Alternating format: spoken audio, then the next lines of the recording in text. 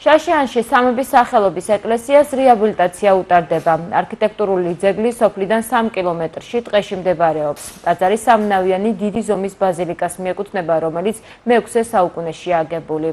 ძეგლისარეაბილიტაციო სამუშაოები შაშიან დაიწყო საქართველოს კულტურული მემკვიდრეობის დაცვის ეროვნული სააგენტოს დაფინანსებით.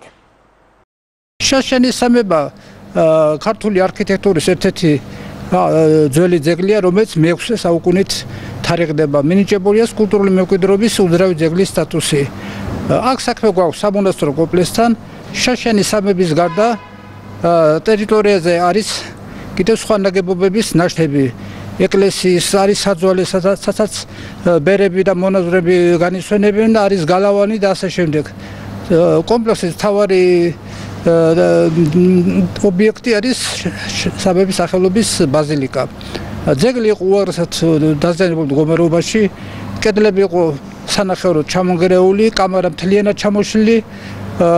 იდგა მოკლედ ძეგლის გადარჩენის საკითხი. ჩვენ მიმართეთ საქართველოს კულტურული მემკვიდრეობის დაცვის ეროვნულ სააგენტოს ძეგლის რეაბილიტაციის თხოვნით. სარეაბილიტაციო სამუშაოები დაიწყო გასულ წელს. მთლიანად ეს სამუშაოები, სარეაბილიტაციო სამუშაოები დაფინანსებული არის საქართველოს კულტურული მემკვიდრეობის დაცვის ეროვნული სააგენტოს მიერ მათი ინიციატივით და თანადგომით ხორციელდება ეს საშვილიშვილო პროექტი. შაშან ჩატარდა ძეგლის გაწმენდის სამუშაოები, გაიწმინდა ეკალბარდისაგან მოხდა საზირკვლის გამაგრება ძეგლისა, ხოლო წელს მიმდინარეობს უკვე სახურავის მოწყობის სამუშაოები. ამჟამად მიმდინარეობს კამარის გადახურვა, რის შედეგადაც მოეწყობა სახურავი და ძეგლი დაიბრუნებს თავის პირვანდელ იერსახეს.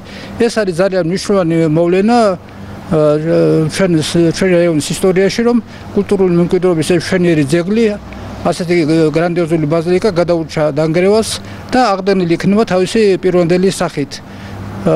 შაშიანის სამების ეკლესიის გარდა მიმდინარეობს პარალელურად შაშიანის ღვთისმშობლის სახელობის მოქმედი ტაძრის სარეაბილიტაციო სამუშაოები, ასევე კულტურული მემკვიდრეობის ეროვნული სააგენტოს დაფინანსებით, ძირითადად სახურავის განახლების პროცესი მიმდინარეობს ამჟამად ამ მოქმედ ტაძარში.